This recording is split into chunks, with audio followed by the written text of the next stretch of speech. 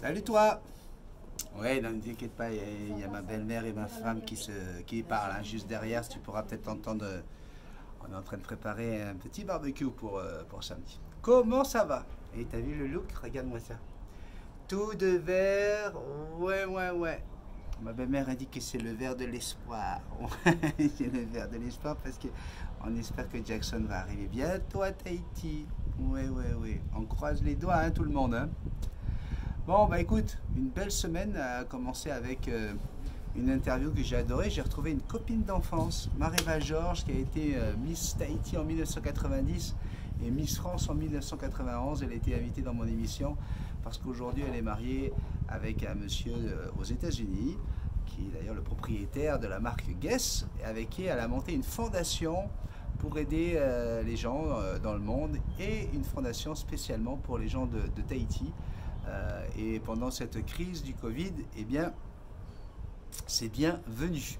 Voilà, donc c'était des retrouvailles, une fille adorable. Si vous avez l'occasion, vous pouvez aller voir l'interview que j'ai fait avec elle sur ma page Facebook. Béni soit-il le nom de mon émission.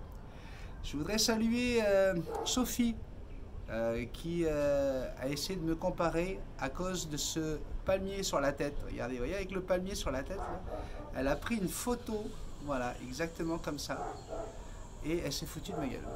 Voilà, c'est pour vous dire à quel point on ne peut pas se fier hein, aux gens qui travaillent pour nous. Mon administrative, jusqu'à présent, je l'avais trouvée très respectueuse, adorable, tu vois. Et puis là, bam, je vois cette photo apparaître sur la page Facebook et elle me compare à un clown de cartoon et c'est l'humiliation totale. Ouais, je suis complètement humilié, désappointé. Oh, regardez, hein, on n'a pas peur de mettre des couleurs. J'ai des gens qui me demandent, mais sinon, t'as pas peur qu'on pense que tu sois gay?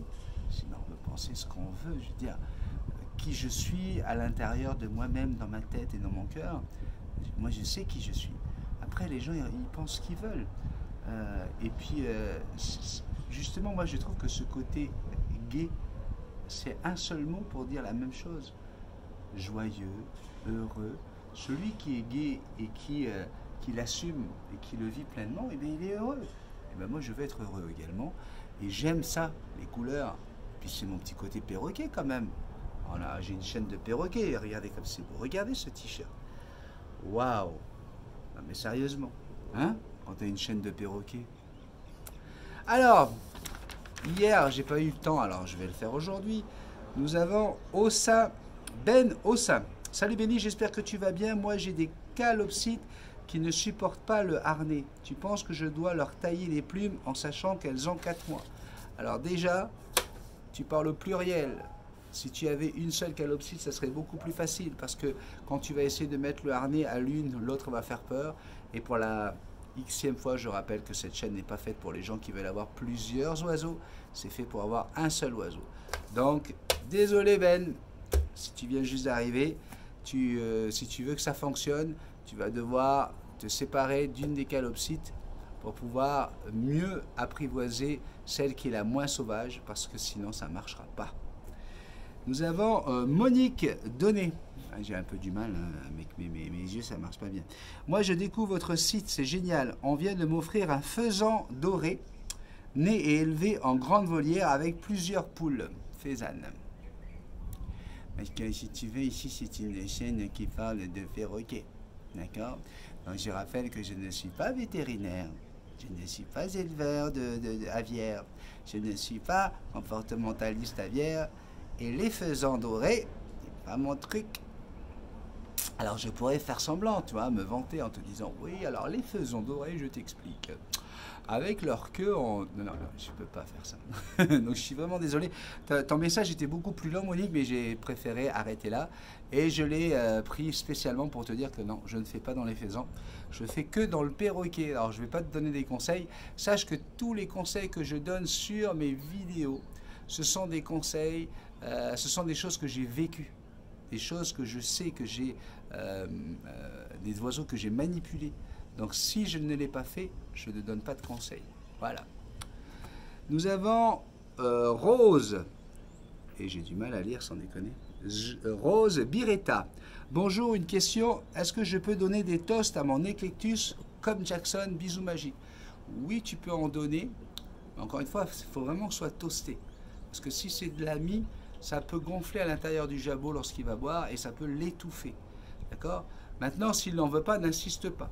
Hein, il faut savoir quand même que les Eclectus ont un régime spécifique, spécial, de par le fait de ne pas digérer le calcium comme les autres perroquets. Enfin, bref, ça tu dois le savoir. Donc oui, s'il aime ça, et puis bien toasté pour éviter que ça fasse la mie, mais sinon les Eclectus sont quand même omnivores. On continue avec Sylvie Boudot, que j'ai eu l'occasion de rencontrer d'ailleurs en vrai pendant mon voyage. Coucou Benny, j'ai toujours trouvé les réponses à mes questions dans tes tutos. Du choix de mon oiseau à ma cohabitation avec lui, grâce à toi, tout se passe très bien et notre relation se développe tous les jours. Avec les 4 règles, je n'obtiens que du positif. Merci pour ce que tu fais pour nous, les abonnés. Gros bisous magiques. Les chéris. Bon, voilà. Merci beaucoup, Sylvie, ça me fait plaisir de voir que je sers à quelque chose. Et normalement, effectivement, avant de venir poser des questions, si vous allez voir tous mes tutos, normalement, vous devriez être capable pas mal de gérer votre perroquet. Isabelle, chère Isabelle, qui m'a offert une méchante paella à Bordeaux, m'écrit en disant: Coucou Benny, cool, le coq qui chante derrière toi, c'est quand que tu fais un canapé des perroquets? Bisous à toi, Sandrine, les enfants, sans oublier Jackson, et bisous. Alors effectivement, ici, il y a des coqs partout, d'accord. Il y a aussi des pigeons, d'ailleurs, je crois qu'on en voit derrière moi, là-bas. Et ces animaux, et les coqs ici, chantent à n'importe quelle heure du jour et de la nuit. Oui, ils sont complètement déboussolés, mais on les adore, on les aime, ils font partie du paysage polynésien. Et lorsqu'il y en a un qui commence à chanter, eh bien ça envoie un signal et ça fait le tour de l'île de Tahiti. Tous les coqs se mettent à chanter les uns après les autres. Alors, les gens qui ne supportent pas ça, eh ben, c'est qu'ils n'ont rien compris à la vie. Je vais te dire une chose, et je pense que je l'ai déjà dit dans une vidéo. Si tu veux aller chercher des problèmes, si tu veux aller chercher le négatif, tu vas toujours pouvoir le trouver. Mais, comme je l'ai déjà dit, lorsque tu aimes la nature, lorsque tu aimes ton conjoint, il peut ronfler, il peut faire tout ce que tu veux pendant la nuit, ça ne va pas t'empêcher de l'aimer. Et du coup, son ronflement, au lieu de le voir comme quelque chose de désagréable, tu vas le voir comme quelque chose qui te berce. Oui, oui, oui, même le plus grand ronflement, et je sais de quoi je parle. Alors que si, du jour au lendemain, tu ne l'aimes plus, tu le détestes, ne serait-ce que sa respiration, tu ne la supporteras plus. Donc, nous, on a l'habitude de nos... D'ailleurs, vous devez certainement en entendre un là, qui vient de s'y mettre. On a l'habitude du chant des coqs et on vit avec. Alors, j'ai entendu parler de ce coq Maurice, je crois, en France, qui a fait l'objet d'une plainte et voilà, c'est allé au tribunal.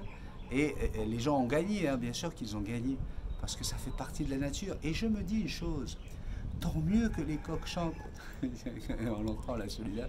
Tant mieux, parce que quand Jackson sera là, ben, on ne pourra rien me dire. Quand elle va vouloir faire papa, elle va imiter le coq du chant. Et elle va imiter le chant des coqs, c'est certain.